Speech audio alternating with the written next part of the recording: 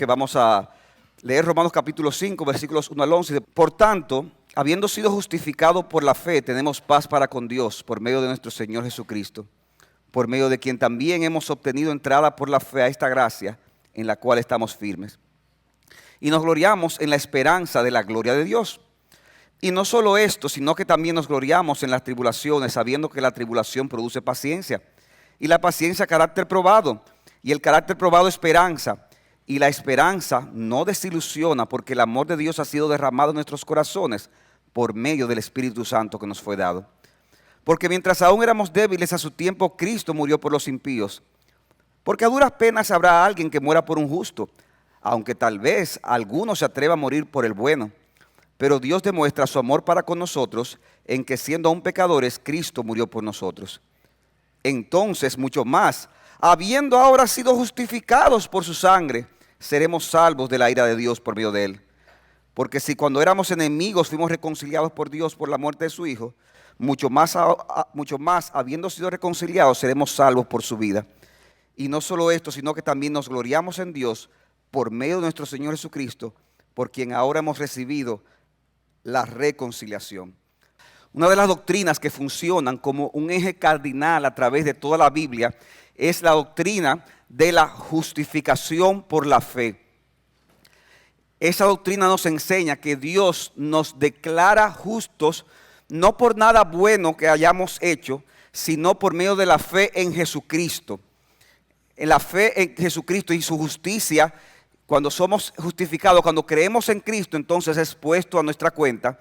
De modo, hermanos, que dice la Escritura que Dios nos ve como si viera a Cristo mismo en nosotros. Pablo dice en esta carta, Romanos capítulo 1, versículo 16, porque no me avergüenzo del Evangelio, porque es poder de Dios para salvación a todo aquel que cree, del judío primeramente y también del griego. Porque en el Evangelio la justicia se revela por fe y para fe, como está escrito, mas el justo por la fe vivirá. Esa es la justificación por la fe. El justo por la fe vivirá. Y el apóstol proclama esa necesidad que tiene todo hombre de escuchar y creer esa noticia de que hay salvación en Jesús. ¿Por qué? Porque todos somos culpables, dice Pablo a partir de Romanos 1:18, de haber violado la ley de Dios. No importa el trasfondo, no importa que tú te hayas criado en el mundo, en un barrio, en la calle, o te hayas criado en el seno de una familia muy religiosa. Todos somos culpables de haber transgredido la ley de Dios. Romanos capítulo 2, versículo 1, dice Pablo, por lo cual no tienes excusa, hombre, quien quiera que seas, tú que juzgas, pues al juzgar a otros, a ti mismo te condenas, porque tú que juzgas practicas las mismas cosas. Y dice el capítulo 3, versículo 9, entonces ¿qué? ¿Somos nosotros, los judíos que nos criamos en un ambiente religioso, mejores que los paganos, que los gentiles? Dice él, de ninguna manera, porque ya hemos denunciado que tantos judíos como griegos están bajo pecado. Todos estamos bajo pecado. Y ya que el hombre es culpable de pecado y por justicias, cuando uno es culpable de algo se le debe aplicar ¿qué? Castigo por causa de eso.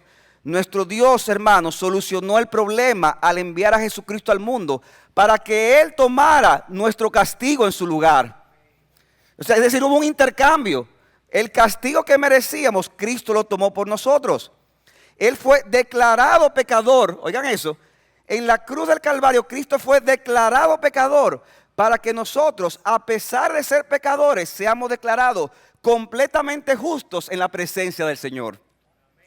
Dice Pablo en Romanos 3:23, por cuanto todos pecaron y no alcanzan la gloria de Dios, siendo sin embargo justificados, declarados justos gratuitamente por su gracia, por medio de la redención que es en Cristo Jesús, a quien Dios exhibió públicamente como propiciación por su sangre, a través de la fe. Es decir, su sangre sirvió ¿para qué? Para aplacar la ira de Dios, como demostración de su justicia, versículo 26, para demostrar en este tiempo su justicia, a fin de que Él sea el justo, es decir, Él no es injusto por declarar a un pecador culpable. Él sigue siendo justo, pero a la vez justifica al que tiene la fe en Cristo Jesús. Tan importante, hermanos, es esta doctrina de la justificación por la fe, que Martín Lutero dijo en una ocasión que si el artículo de la justificación se perdiera alguna vez, entonces toda la doctrina cristiana verdadera se perdería. Si se pierde la justificación por la fe, toda la doctrina cristiana verdadera se perdería. Somos justificados por fe y solo por la fe en la obra que hizo Jesucristo por nosotros. Pero hermanos, es una fe, también nos enseña Pablo, que no se queda sin fruto. No es una fe que se queda sin fruto, sino como dice John Stott, es una fe que trae felices consecuencias. Y eso es lo que yo quiero que veamos a continuación, basado en el pasaje que acabamos de leer. Las felices consecuencias de la justificación por la fe. Y veremos, hermanos, en este pasaje de manera específica 6 formas, 6 felices consecuencias que nos enseña Pablo aquí, que espero que sean de gran estímulo para todo cristiano y que Dios nos hable a todos en esta mañana. En primer lugar, la justificación por la fe, dice Pablo en Romanos 5:1, nos trae paz para con Dios. Nos trae paz para con Dios. Romanos capítulo 5, versículo 1. Por tanto, habiendo sido justificados por la fe, tenemos ¿qué? Paz para con Dios por medio de nuestro Señor Jesucristo. Dice, por tanto, comienza diciendo Pablo, es decir, que una conexión de lo que él ha venido diciendo a través de toda la carta y que mencionamos en la introducción.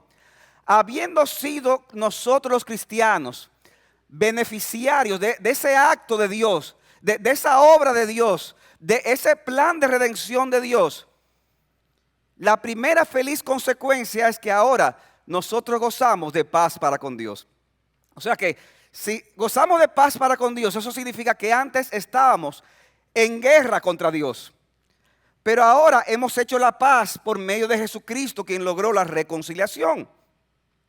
Algunas personas cuando escuchan esto que estamos diciendo objetan y dicen, pero ven acá, ¿cómo es eso de enemigo de Dios? Guerra con Dios. Pero yo nunca he sido enemigo de Dios. Yo nunca he hablado mal de Dios. Yo nunca me he peleado con Él. Es más, yo de vez en cuando hasta le he orado. Yo hasta le he rezado cuando estoy en una situación difícil. Ay, Dios mío, ayúdame. ¿Qué es eso de estar en guerra con Dios, de ser enemigo de Dios? Mi amigo, si tú piensas así, déjame adelantarte y decirte que tus palabras son un indicativo muy certero de que muy probablemente tú eres enemigo de Dios y ni cuenta te has dado. O sea, si tú piensas como que, ¿qué es eso de ser enemigo de Dios? Eso es una muestra de esa enemistad con Dios. Porque la palabra de Dios enseña que todos los hombres nacemos espiritualmente afectados o dañados por el pecado. Naces pecador. Cuando tú naciste, fuiste concebido y naciste pecador. Salmo 51:5 dice David, he aquí que yo nací en iniquidad. Nací en iniquidad y pecador me concibió mi madre. ¿Cuándo comencé a ser pecador? Desde que fui concebido. Pecador me concibió mi madre por causa del pecado de nuestros padres. De manera que todos nosotros, todas las personas que han nacido en el mundo y que nacerán, nacen siendo enemigos de Dios. Todo el mundo nace siendo enemigo de Dios. Y no solo es que tú eres enemigo de Dios, es que Dios es tu enemigo. ¿Por qué? Porque naces pecador. Y Dios, hermano, no hace categoría de pecados para fines de aceptar unos y rechazar otros. Mira, lo que pasa es que esto es lo que he dicho una cuanta mentirita. Y lo que hizo fue que se fijó un examen. E hizo esto y aquello, pero no más de ahí. En lo demás, ese muchacho nunca ha roto un plato. Él nunca ha roto un plato, pero es pecador delante de Dios, porque Dios no hace categoría de pecados. Porque el que viola un punto de la ley, dice la palabra, viola toda la ley. Puede que tú tengas un estilo de vida aceptable a la sociedad, o puedes que haya vivido de una forma cuestionable. Pero independientemente de tu estilo de vida, mi amigo, tú eres enemigo de Dios por causa de tus pecados, sean grandes o sean chiquitos. Y por causa de esta enemistad, tú estás en guerra con Dios, aunque tú no lo hayas notado. En guerra con Dios. Sin embargo, el mismo Dios contra el que estás en guerra Aquí viene la buena noticia, te ofrece la paz. Él te ofrece la paz. La paz en sus términos, no en los tuyos. Cuando en la Segunda Guerra Mundial estaba a punto de terminar y los alemanes en este caso se veían vencidos, se cuenta la historia que el llegar a la paz se prolongó mucho más de la cuenta y eso hizo que se perdieran muchas vidas. ¿Por qué? Porque los vencidos estaban ofreciendo paz, pero en los términos de ellos. Estamos dispuestos a terminar la guerra, pero mira, estas son las condiciones.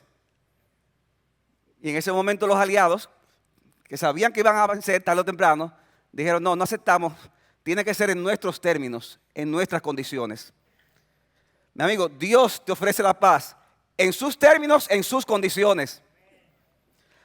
Y aunque por un lado Él está airado por causa de tu pecado, por el otro lado, dice la palabra, Él te muestra su amor. O sea, Dios está airado por tu pecado. Dios también te ama. Y te ofrece salvación en Jesucristo. Te ofrece la oportunidad de escuchar que en la persona y en la obra de Jesucristo hay salvación, hay paz. La guerra puede ser terminada inmediatamente si vienes a los pies de Cristo en arrepentimiento y fe. Solo por medio de Jesucristo encontrarás el camino a la paz con Dios. ¿Tú quieres terminar la guerra? Ven en los términos de Dios. Ven a los pies de Jesucristo. Y encontrarás verdadera paz y descanso para tu alma. Mi hermano, qué gozo da saber que ya no estás en guerra contra Dios. Que por causa de la justificación por la fe tenemos paz para con Dios por medio de nuestro Señor Jesucristo. Que Cristo se hizo enemigo de Dios para que ahora nosotros podamos disfrutar de plena paz con aquel que nos creó y aquel que nos sostiene. Justificados pues por la fe tenemos paz para con Dios por medio de nuestro Señor Jesucristo. Pero no solo esto, sino que en segundo lugar, dice Pablo, la justificación nos da entrada a la gracia. Capítulo 5, versículo 2, en primera parte dice, y no solo esto, versículo 2, por medio de quien también hemos obtenido entrada por la fe a esta gracia en la cual estamos firmes. Entradas por la fe a esta gracia en la cual estamos firmes. Ustedes no han visto, hermanos, en las documentales de historia y aún cosas que pasan al día de hoy, cómo a veces se dan estas guerras entre naciones o grupos étnicos hasta que finalmente llega un momento y termina la guerra y se firma un tratado de paz. Pero a pesar de que se firme ese tratado de paz, se mantiene una gran tensión entre los grupos que estaban peleando entre sí. Se mantiene esa tensión porque ese tratado de paz simplemente implicó un cese de las hostilidades. De los años 1861 al 1865, por ejemplo, ustedes saben, algunos sabrán que en Estados Unidos se dio la guerra de secesión entre los estados del norte y los estados del sur por diferentes temas, sobre todo el tema de la esclavitud. Y fue una guerra cruel y sangrienta. Cuando la guerra terminó, luego de haber vencido los estados del norte, cesó el conflicto armado, pero las tensiones entre los estados siguieron por muchísimo tiempo. Muchísimo tiempo. Hasta hace poco todavía se veía fuertemente esa tensión y de alguna forma están ahí esas consecuencias. Porque muchas veces esos tratados de paz terminaban la hostilidad, pero no resolvían el problema del corazón. Ok, ya yo no te voy a matar, pero te sigo odiando con todo mi ser. Sin embargo, hermanos, la paz de la que hablamos aquí, en el punto anterior, implica mucho más que el mero cese de hostilidad. La justificación nos puso a nosotros, no en una tensa paz como la que se daba entre Estados Unidos y Rusia, que se le llamaba ¿cómo? Se le llamaba incluso la Guerra Fría. O sea, en otras palabras, no estamos en guerra, pero cuidadito, que si comete un error, esto cambia de nuevo. No, mis hermanos, ahora en Cristo, logró que nosotros tuviéramos no solamente paz con Dios, sino entrada por la fe a esta gracia en la cual estamos firmes. No solo tenemos paz con Dios, sino que tenemos acceso al Dios contra el cual estábamos en guerra. Ahora tenemos acceso a su presencia. Ahora tenemos comunión con Él. Ahora Él nos recibe de una manera favorable. Por eso dice, estamos firmes en esta gracia. ¿Qué es la gracia? Dice el comentarista Moore, es la gratuita generosidad de Dios, que no se detiene cuando nos convertimos en cristianos, sino que sigue siendo derramado sobre nosotros. De modo que podemos decir que vivimos los cristianos en un estado constante de gracia. Hermano, el día de hoy tú estás viviendo por la gracia de Dios. Y Dios cada día nos trata con gracia. Se nos da entrada por la fe a esa gracia. El que era nuestro enemigo ahora nos ha entrado en su esfera. Y ese reino es un reino de gracia. Tenemos acceso a ese rey y a los favores que ese rey nos da muchas veces sin merecerlo. O sea, no es que nos convertimos por la fe y ahora es por obras. Esa no es la idea, hermanos. Cada día del cristiano, cada minuto, cada segundo lo vivimos por la gracia de Dios. Y en la medida que pasa el tiempo, hermano, eso va tomando más fuerza. Ese entendimiento de esas cosas. Cada cosa que Dios te ha dado no ha sido por tu buen comportamiento, sino por su misericordia para contigo. Y en esa gracia, mis hermanos, dice Pablo, estamos firmes. ¿Ustedes saben por qué? Porque Dios nunca dejará de tratarnos con gracia. La gracia de Dios, hermanos, permanecerá constante, inamovible, porque así Él lo ha prometido.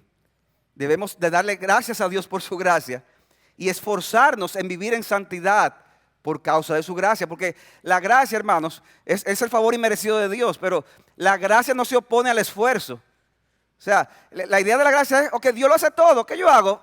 Me quedo tranquilo. No, la gracia se opone al mérito. La gracia lo que te dice es que tú no haces nada para merecer a Dios. Pero por causa de la gracia, dice Pablo en Tito, la gracia nos enseña a vivir piadosamente, justa y piadosamente, y negándonos a la impiedad y a los deseos mundanos. La verdadera gracia de Dios nos lleva a vivir en santidad. No por mérito, no para ganar nada, sino por agradecimiento por lo que Él ha hecho y sigue haciendo por nosotros. De modo, hermanos, que la justificación nos concede paz con Dios. La justificación nos concede entrada por la fe a esta gracia. En tercer lugar, la justificación, dice Pablo, nos da esperanza. Capítulo 5, versículo 12, en su segunda parte. Dice que habiendo sido justificados por la fe, nos gloriamos en la esperanza de la gloria de Dios. Nos gloriamos en la esperanza de la gloria de Dios. La palabra gloriarnos, como denotan algunos comentaristas, se refiere a una exultación confiada. Es como un sentido especial, intenso, de alegría y de gozo. Esa es la idea de la palabra gloriarnos. Y dice Pablo, nos gloriamos en la esperanza de la gloria de Dios, ¿no? La palabra esperanza no es como a veces se usa en español, de que, bueno, yo tengo esperanza. Yo espero que eso suceda. No, la idea es algo que es completamente seguro. Podemos gozarnos con intensidad, con la seguridad, hermanos, de que algún día, si estamos en paz con Dios, si tenemos acceso a la presencia de Dios, estaremos presentes y gozaremos de la gloria de Dios. Tenemos esa esperanza. Es una gloria que todos los cristianos disfrutamos y que disfrutaremos al momento de morir, aunque de manera parcial, pero real. Porque ¿qué pasa cuando el cristiano muere? El cristiano pasa en ese momento a la presencia de Dios. Pasa a reinar con Cristo. Dice Pablo, prefiero estar con Cristo, lo cual es muchísimo mejor. Y qué gran consuelo es eso para todo cristiano que se enfrenta a la muerte, que está llegando ese momento. Qué gozo es saber que, como hemos visto en estos días, con la partida de hermanas como doña Telma o doña Minta, podemos estar persuadidos de que ahora ellas disfrutan al lado del Salvador y están ahora en una situación muchísimo mejor. Por eso es que, como decía el pastor Marco ahorita, o sea, es tan diferente la muerte del impío y la muerte del cristiano. Porque el cristiano se entristece, pero no como los que no tienen esperanza, sino con la esperanza de que en medio del dolor hay gozo al saber que nuestro ser querido está en la presencia de Dios. Pero qué glorioso será, hermanos, cuando llegue aquel día, cuando todos nuestros cuerpos sean levantados. Dice Pablo que en algún día en la tumba los cuerpos se levantarán. Y los que estemos vivos queremos que arrebatados en la presencia del Señor. Y todos seremos transformados para poder gozar la gloria de Dios. Hermano, la gloria de Dios es algo tan maravilloso que nuestro cuerpo tiene que ser transformado. Porque si no, no lo soportaría. No lo soportaría. Usted no ha estado a veces en una situación y dice, wow, pero yo no aguanto tanto gozo. Mire, en el cielo no se aguanta tanto gozo. Dios tiene que preparar nuestro cuerpo para poder decir, wow, ahora aguanto tanto gozo. Tim Keller resume estas tres cosas que hemos visto. Estamos en paz con Dios, tenemos acceso a su presencia, veremos la gloria de Dios. Y él dice lo siguiente: date cuenta de que estos tres beneficios de la justificación son los tres tiempos verbales de nuestra salvación. En Cristo hemos sido en el pasado liberados de nuestro pasado, tenemos paz con Dios. En el presente somos libres para disfrutar de una relación personal con Dios. Y en el día futuro, con toda certeza, experimentaremos la libertad de vivir la vida en la presencia plena y asombrosa de la gloria de Dios. Ahí están los tres tiempos verbales de nuestra salvación: pasado, presente y futuro. Cualquiera que escuche estas palabras puede decir, wow, qué maravilloso será el contemplar, el saber que va a venir ese día, donde yo disfrutaré de la presencia de Dios, donde seré librado de toda tribulación. O sea que, aunque ahora simplemente me queda afligirme, lamentar, por lo menos espero que llegue ese día. Sin embargo, no es así que lo presenta el apóstol. Él dice que mientras nos quede tiempo en este mundo, aún en la tribulación podemos seguir gloriándonos en el Señor. La justificación, en cuarto lugar, nos fortalece en medio de la tribulación. No solo esto, dice Pablo en el versículo 3, sino que nos gloriamos en las tribulaciones, sabiendo que la tribulación produce paciencia y la paciencia carácter probado. Nos podemos gozar en nuestras tribulaciones, amados hermanos. No es que miremos el dolor como si fuera algo bueno en sí mismo. No es que sea prohibido no entristecerse, pero podemos gozarnos por lo que produce en nuestras vidas la tribulación. Dice Pablo que la tribulación produce paciencia. Produce paciencia. Y la paciencia produce un carácter probado. Y el carácter probado produce de nuevo esperanza, como decía ya en el versículo 2. Algunas versiones traducen la palabra paciencia como perseverancia. Y eso significa que la tribulación te lleva a tú, en medio del sufrimiento, aferrado al Señor, seguir haciendo lo bueno, seguir glorificando a Dios. Mientras algunos, cuando vienen las pruebas a su vida, se llenan de amargura, se llenan de odio, se llenan de resentimiento, se hacen insensibles. Oye, qué desastre. Algunos dicen, por culpa de esa mujer que tú me diste. Es que esos muchachos me salieron. Tú no sabes nada. Es que ese jefe del trabajo, ese jefe es un monstruo. Y hay personas, hermanos, que se llenan de amargura en medio de la tribulación. Y entonces, en vez de fortalecerse en medio de ella, lo que hace es que se debilita su fe. Se debilita y el tiempo va pasando y pasando y va esa amargura tomando su corazón. Hasta que la persona simplemente se aparta del Señor. Pero hermano, así no es que está llamado a vivir el cristiano. Porque dice Pablo que en medio de la tribulación debe producir paciencia, perseverancia. Y la perseverancia, ¿qué va a producir en el cristiano? Un carácter probado. La palabra, la expresión carácter probado, ustedes saben que en la Reina Valera se traduce como prueba. La paciencia prueba. Yo recuerdo cuando yo me convertí hace ya 32 años de edad, a los 12 años, ya pueden hacer el cálculo. Yo me acuerdo cuando yo me convertí que alguien dijo en una ocasión, hermanos, tengan cuidado, no pidan paciencia, porque si piden paciencia, Dios te mandará pruebas. Entonces, para que no te mande pruebas, mejor no pida paciencia. Es una enseñanza que yo escuché. Por un lado, hermanos, ese consejo parte de un entendimiento defectuoso del Dios soberano. Como si nuestras vidas van a venir más o menos pruebas porque nosotros le pidamos o no le pidamos a Dios paciencia. O sea, déjame pedirle menos paciencia, así voy a vivir más feliz. Hermano, Dios es soberano. Y las pruebas vendrán a nuestras vidas, sea que se la pida paciencia o no le pida paciencia al Señor. Porque Dios ha decretado un plan para tu vida y lo va a cumplir. Y las tribulaciones son parte de ese plan para tu vida. Mejor pide paciencia para que cuando vengan las pruebas tú estés preparado para afrontarlas. Por otro lado, hermanos, pensamos que nuestra traducción de las Américas es más correcta cuando traduce la palabra como carácter probado. En otras palabras, cuando aprendemos a tener perseverancia en el sufrimiento, entonces eso produce un carácter maduro. Como decíamos hace un rato, los sufrimientos no siempre se llevan de una mejor manera. Hay personas cuyas aflicciones lo que hacen es alejarlo de Dios. Entonces, esas personas muchas veces cuando están así, viene la prueba, viene la dificultad, y como no ha sabido trabajarlo adecuadamente, entonces se queda con eso, y entonces es un esclavo de eso que lo tribula.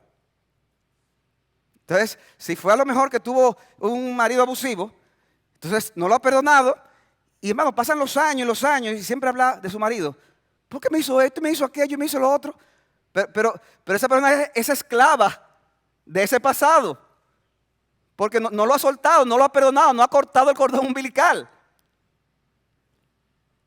Pero el cristiano que es perseverante, su carácter es fortalecido. Él aprende a depender más del Señor. Y como aprende a depender más del Señor, entonces ese carácter probado produce de nuevo esperanza. Produce esperanza. Y esa esperanza, dice Pablo, no desilusiona. Capítulo 5, versículo B. Dice, porque el amor de Dios ha sido derramado en nuestros corazones por medio del Espíritu Santo que nos fue dado. Qué hermosa expresión esa. El Espíritu Santo que nos fue dado derramó en nosotros el amor de Dios. Y hermano, cuando habla el texto aquí de que fue derramado el Espíritu Santo sobre nosotros, el amor de Dios por medio del Espíritu Santo, perdón. Oigan esto, Pablo está hablando principalmente de algo que es experimental. La realidad del amor de Dios para con nosotros, dice Pablo, es algo que va a hablar de manera especial a tu corazón. Es algo que tú lo vas a sentir. Es algo que tú lo vas a percibir en tu vida. Si eres creyente, cuando vienen situaciones difíciles y estás angustiado y de alguna manera u otra sucede algo, viene un pensamiento a tu mente, viene un texto, viene una quietud y una tranquilidad. ¿Qué es eso? Es posible que en ese momento esté actuando ese amor de Dios que fue derramado por el Espíritu Santo en tu corazón. Ese sentimiento lo produce el Espíritu Santo. Eso es algo que se siente, repito, es experimental. Cuando tú veas a un creyente maduro en la iglesia, como dijo un pastor aquí hace muchos años atrás, cuando tú veas a un creyente que es maduro, piensa que esa persona ha sido afligido en su vida muchas veces y de distinta manera. Muchas veces, aún en medio de la perseverancia, ha tenido que clamarle a Dios y decirle a Jesucristo, Señor, sálvame que me ahogo. Y ha sentido que cuando las aguas lo van a cubrir, Cristo viene a su rescate. Cuando tú veas a un hombre maduro, a una mujer madura, es una persona que seguro ha pasado por muchas aflicciones y en medio de las aflicciones ha sabido clamar a Dios y ha sabido fortalecerse en Dios. Y es que no puede hacer de otra manera, mis hermanos, porque el Evangelio mismo es la evidencia del amor de Dios. O sea, estamos diciendo que es algo subjetivo, algo experimental ese amor, pero es algo subjetivo que se basa en una verdad objetiva. O sea, sentimos el amor de Dios porque hay algo objetivo y real, y es lo que dice Pablo en el versículo 6, porque mientras aún éramos débiles, a su tiempo Cristo murió por los impíos. Eso es objetivo, eso es histórico. Y esa realidad de que eso es objetivo, como bien apunta John Piper, alimenta ese amor experimental. Porque ese amor experimental de Dios es que produce de una manera subjetiva ese sentimiento del amor de Dios en nosotros. Descansa en la realidad objetiva de que Cristo murió por nosotros. De que Cristo murió por nosotros cuando aún éramos impíos. Pablo dice que Dios demostró su amor cuando estábamos en las condiciones más desventajosas. Dice, Él murió por nosotros cuando éramos impíos. Cuando tú eras un impío, cuando yo era un impío, nos amó, no en nuestro mejor momento espiritual, nos amó cuando aún éramos débiles, versículo 7. Porque a duras penas habrá alguien que muera por un justo, aunque tal vez alguno se atreva a morir por el bueno. Pero Dios demuestra su amor para con nosotros en que siendo aún pecadores, Cristo murió por nosotros. Mi hermano, yo no sé por qué tipo de aflicción tú estás pasando en este momento. Y hermanos, todos pasamos por muchas aflicciones, grandes y pequeñas. Y mientras más personas hay, más aflicciones hay. Y yo recuerdo, hermanos, que algo que me pasó a mí al poco tiempo de entrar al ministerio pastoral, que comencé a hacer más labores pastorales en ese momento. Yo no sé por qué, pero yo salía como con una carga y llegaba a mi casa. Y llegando a mi casa me acuerdo que me llegó a pasar más de una vez que de repente hasta hablando con mi familia o mi esposa, de repente comenzaba a llorar. Y yo decía, pero ¿y por qué yo estoy llorando si a mí no me ha pasado nada? ¿Por qué estoy llorando? Hasta que después tuve que aprender, y con otros hermanos de más experiencia, que a veces cuando uno escucha el sufrimiento aquí, sufrimiento allá, sufrimiento, ¿qué va pasando? A uno se le acumula, ¿verdad? Entonces, si uno no sabe manejar adecuadamente esas emociones, entonces uno la transmite. Hasta para decir, pásame la mantequilla. ¡Ay, pásame la mantequilla! Pero yo simplemente dije, pásame la mantequilla. Sí, pero ahí está, hermano, el dolor, la aflicción de muchas personas. Yo no sé por qué situación particular tú estás pasando, pero tal vez, hermano querido, hermana querida, tú necesitas oír una sencilla verdad que a lo mejor hace tiempo nadie te la ha dicho. Y esa verdad es que Dios te ama. Dios te ama con todo su corazón. Y te ama, hermano, en medio de cualquier fracaso que tú hayas tenido. Él te ama aún en medio de tus problemas matrimoniales. Él te ama aún en medio de las situaciones familiares que se dan en tu vida. Él te sigue amando aún cuando has fracasado en un negocio, cuando has fracasado en un trabajo, que a mí no se me da la cosa. En ese momento Dios te ama. Dios te sigue amando, te ama y te amará. Cuando te sientas completamente solo y piensas que ya no hay nada más que hacer, que lo que quisiera es, Señor, llévame de este mundo. En ese momento Dios te sigue amando y te amará por toda la eternidad. Cuando venga el desánimo y sientas que vayas a caer, haz un alto en el camino si es necesario. Desconéctate de todo. Si es posible, busca un lugar apartado y recuerda la palabra de Dios que te dice, como Dios le dijo a su pueblo en Sofonía, aquel día dirás a Jerusalén, no temas, Sión, no desfallezcan tus manos.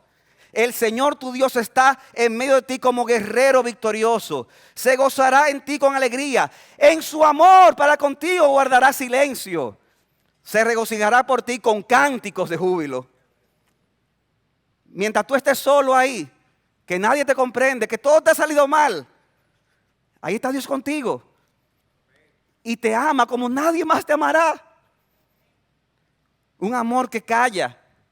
Un amor que guarda silencio, pero un amor también que se regocija con cánticos de júbilo. Y Dios quiere que tú sepas, pero no solamente que sepas, sino que sientas el amor de Dios en tu vida. No importa las circunstancias, porque ese sentimiento del amor de Dios es una demostración de la realidad concreta y objetiva del amor de Dios. O sea, no hay que elegir entre objetivo y subjetivo aquí, hermanos. Ustedes han visto cómo a veces se habla de, bueno, en esta iglesia hay mucha palabra, ahí se conoce mucho. Ahora, aquí en esta iglesia, aquí se siente. No, hermano, no hay que elegir una y la otra. Conoce y siente con todo tu corazón que Dios te ama y está completamente comprometido para tu bien. Pídele a Dios que te dé más hambre y sed de conocer tus verdades y que el Espíritu Santo impacte tus emociones al conocer más de Dios y de sus obras. Hermano, definitivamente que el entendimiento correcto de la justificación por la fe trae beneficios prácticos. Y trae más beneficios prácticos cuando estamos en la aflicción. Como dice Tim Keller, el sufrimiento no disminuye los beneficios de la justificación. Más bien aumenta los beneficios de la justificación. Dicho de otra manera, si enfrentas el sufrimiento con una clara comprensión de la justificación solo por gracia, tu gozo se va a profundizar en esa gracia.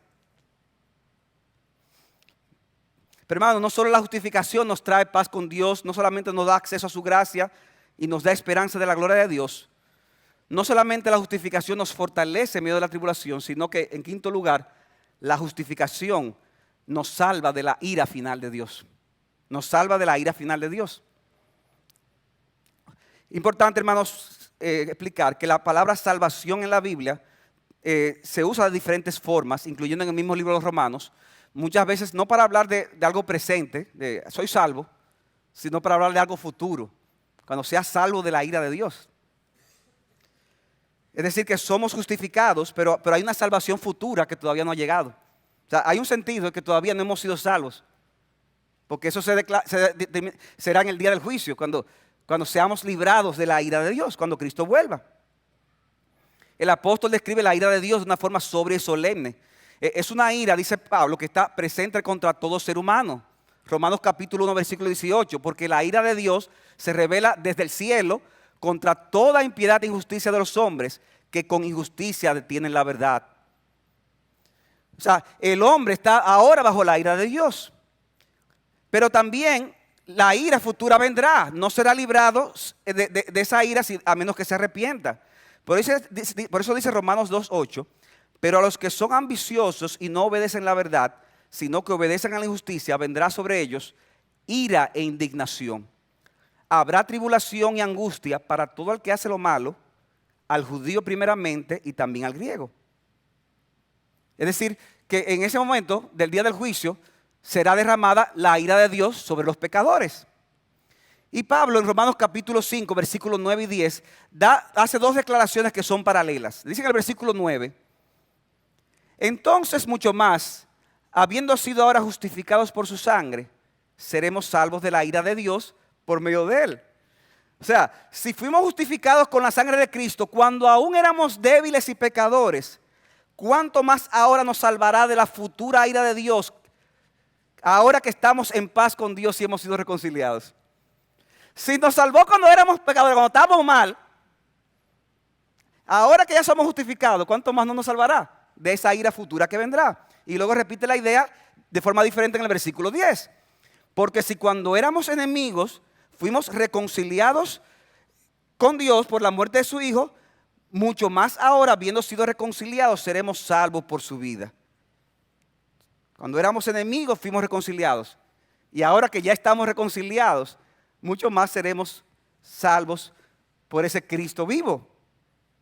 Mi hermano que estás aquí esta mañana, ¿tú escuchaste lo que dice la palabra de Dios?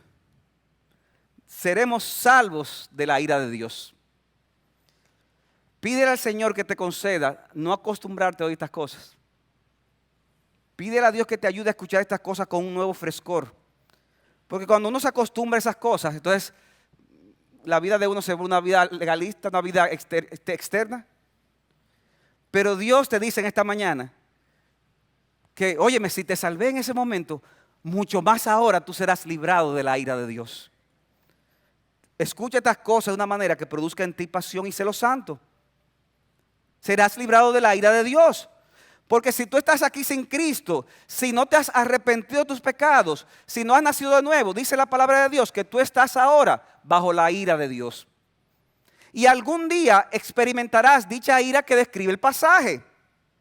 Esa ira no ha llegado todavía. ¿Y por qué no ha llegado? Dice Pablo en Romanos 2:4. ¿O tienes en poco la riqueza de su bondad, tolerancia y paciencia, ignorando que la bondad de Dios te guía al arrepentimiento? Mas por causa de tu terquedad y de tu corazón no arrepentido, estás acumulando ira para ti en el día de la ira y de la manifestación del juicio de Dios. Dios te está dando la oportunidad de que te arrepientas. Pero mientras tú pospongas el venir a Cristo, la ira se está acumulando. Esa enfermedad que tienes en una parte de tu cuerpo se está llevando a otros órganos de tu cuerpo y tú no te estás dando cuenta. Y posiblemente cuando vengas a ver, ya no hay nada que hacer. Ya será demasiado tarde. Pero mi amigo, la buena noticia es que tú estás hoy escuchando estas palabras, es porque estás vivo. Y si hay vida, hay esperanza. Hay esperanza para ti. Hay todavía cura para la enfermedad. Y esa cura es la siguiente: huye de la ira venidera y ven a los pies de Jesucristo para perdón de tus pecados. No dejes que el engaño del pecado te siga endureciendo.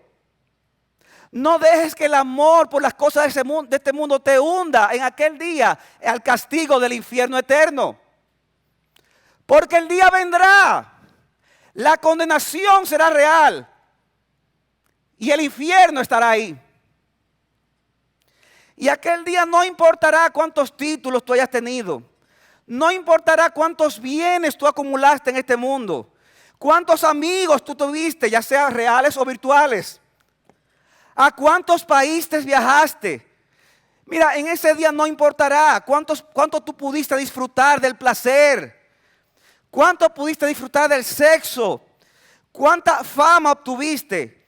Allí estarás tú solo delante de la presencia de Dios. Y nadie abogará por ti. Y la sentencia será una sentencia de condenación. Esa es la realidad del que muere sin Cristo. Y esa será tu realidad si no vienes hoy a los pies de Jesucristo. Pero si vienes a Cristo en este momento, te lo aseguro por el testimonio de la palabra de Dios, entonces en ese día del juicio alguien abogará por ti. Jesucristo se levantará como tu abogado defensor. Y mi amigo, Jesucristo nunca ha perdido un caso. Nunca lo ha perdido. Y nunca lo perderá. Es el abogado perfecto. Lo sabe todo. Y sabe que eres culpable. Pero es un abogado interesante, porque es el abogado que decide que el castigo de tu pecado se cargue sobre él. Y como él tomó el castigo, abogado tenemos para con el Padre, a Jesucristo el justo, que está ahora intercediendo en los cielos por ti y por mí.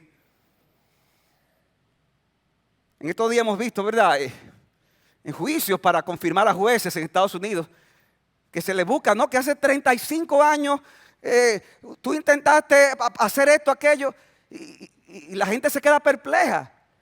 ¿Y cómo yo demuestro si es verdad o no es verdad que hace 35 años esa persona que estamos evaluando es verdad, trató de... Miren, hermano, hay cosas que a veces ni uno mismo se acuerda bien. De hace 35 años, hace menos tiempo. Pero hermanos, en aquel día no hay sorpresas. No habrá que posponer el juicio. Porque Dios sabe perfectamente nuestra vida. Y nuestra vida dice culpable. Pero la vida de Cristo dice inocente. Y Cristo pagó su vida por nosotros. En aquel día Él te defenderá. Él mostrará las marcas de su cuerpo. Él mostrará que su sacrificio y su sangre derramada lavó todos tus pecados. No importa lo grande que haya sido. No importa lo grande que haya sido. Pero si usted supiera lo que yo hice, no importa. ¿Qué hiciste? ¿Qué es lo más grande que tú has hecho? Cristo Jesús es más grande que eso. Si te arrepientes de tus pecados y recibes a Cristo en esta hora, te aseguro que si vuestros pecados fueran como la grana, como la nieve serán emblanquecidos. Isaías 1:18. Aunque sean rojos como el carmesí, como blanca lana quedarán. Limpiecitos. Aún sobre mí, pastor, sí, aún sobre ti. Porque Cristo Jesús vino al mundo a salvar a los pecadores, de los cuales yo soy el primero. Y esto nos lleva, hermanos, a nuestra última y feliz consecuencia de la justificación.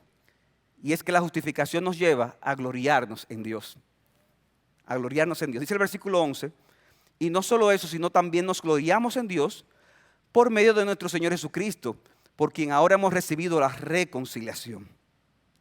De la segunda vez que se usa esta expresión, y no solo esto, para concluir este tema con una declaración que es una especie como de clímax.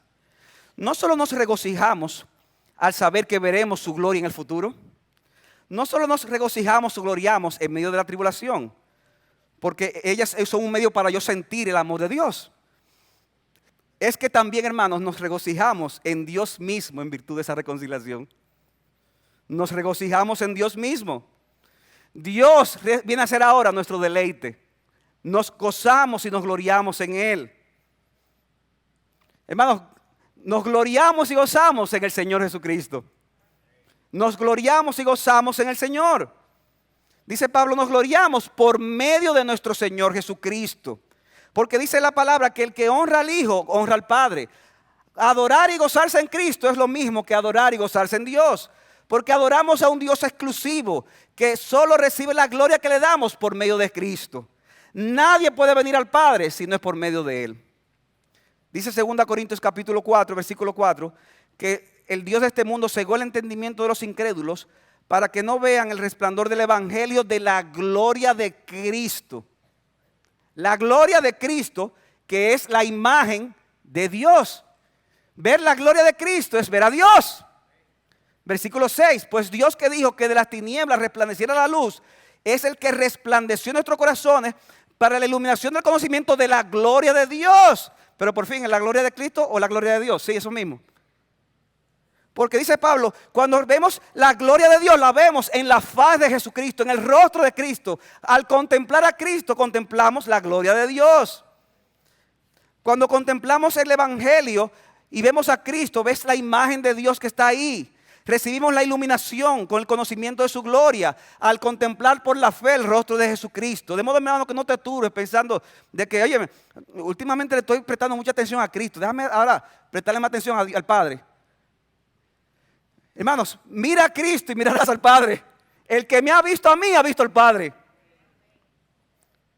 Porque ver a Jesucristo es contemplar la gloria de Dios. Y como escribió una vez Augusto Toplady, si la dicha de los propios ángeles y de las almas glorificadas consiste en gran medida en contemplar y alabar al Hijo de Dios, es indudable que amar, confiar y celebrar al amigo de pecadores tiene que ser un ingrediente principal de la felicidad de los santos que aún no han sido perfeccionados. Si eso se gozan los ángeles y los santos perfeccionados, gocémonos también nosotros hoy de contemplar por la fe a nuestro Señor y Salvador Jesucristo. Que el Señor use su palabra, hermanos, en esta ocasión, para que podamos experimentar cada vez más su presencia y su amor, y que sigamos hacia adelante, corriendo hacia la carrera de la Canaán celestial. Hermano, es una carrera en la que, en la medida que pasa el tiempo, hemos visto que algunos no llegan, algunos se apartan del camino. Hay otros hermanos que, sin embargo, por la gracia de Dios han llegado. ¿Llegarás tú a la Canaán celestial? No sé quiénes han tenido la oportunidad de leer, la bendición de leer El Progreso del Peregrino, pero una de las escenas que más me cautivó a mí fue, después que ya estaba llegando al final de esa forma alegórica de hablar de la vida cristiana. Entonces estaba un señor llamado Cristiano con su amigo Esperanza. Y oye, esa gente, para que no haya leído el libro, habían pasado de todo. De todo, ya uno estaba, pero ven acá, es que no aprenden, es que no aprendemos. Y cuando finalmente llegan, lo único que hay que cruzar este río. Pero ¿cómo se llama el río? El río de la muerte. Y Cristiano dice, y no hay otra forma de llegar. No, pero a lo mejor por ahí no, es que el río cubre todo. Hay que cruzar el río. Pero ¿y si pasa algo? No hay opción. De Esperanza le dice a Cristiano, vamos a cruzarlo. Y dice que mientras van cruzando el río se va hundiendo, ellos se van hundiendo, se van hundiendo. Y llega un momento en que Cristiano comienza a desesperarse y le dice a su amigo, me estoy hundiendo, me voy a ahogar. Y Esperanza, que también está ahí en el hondo, dice, amigo mío, toca fondo con los pies y verás que es firme. No puedo, estoy sobrecogido con los dolores de la muerte.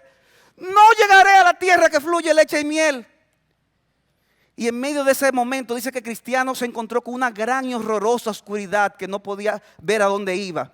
Tenía temor de morir en ese río y no podía ver dónde estaba la puerta. Perdió la noción de todo. No podía ni hablar y empezó a hablar de una manera de tonterías. No podía hablar sensatamente. Su mente medio dormida le ponía a decir cosas sin sentido. Y comenzaba a recordar todos los pecados que había cometido en su peregrinaje. Comenzó a ver a demonios y espíritus malignos, decía. Pero Esperanza, que estaba en apuros al ver a su amigo ahogarse, trataba de agarrarlo para que su cabeza estuviera fuera del agua. Y por momentos lo sacaba, pero por momentos se hundía. Y él hacía todo lo posible. Y dice la historia que Esperanza en un momento dado ve a unos ángeles y dice, mira, ahí están los ángeles. Y Cristiano contesta, es a ti a quien esperan, que has conservado tu esperanza hasta el último momento. Ay, hermano mío, estas aflicciones y amargura por las que estás pasando en estas aguas, le dice mi esperanza, no son señal del juicio de Dios, sino que son enviadas para probarte y para que te acuerdes de la bondad que has recibido del Señor. Y para que te apoyes en Cristo en medio de tus aflicciones. Cobra ánimo que Jesucristo te salva. Dice la historia que en ese momento Cristiano volvió en sí y exclamó, oh, todavía me la medio ahogándose. Vuelvo a verlo y oigo que me dice, cuando pases por las aguas yo seré contigo, cuando por los ríos no te anegarán. Y los dos se animaron y llegaron finalmente a la Canaán celestial. ¿Llegarás tú a la Canaán celestial? Que Dios nos ayude a mantenernos por la fe, hermanos, en este camino angosto y estrecho que lleva la vida, pero que es el camino, el único camino que vale la pena vivir para la gloria y honra de nuestro Señor y Salvador Jesucristo.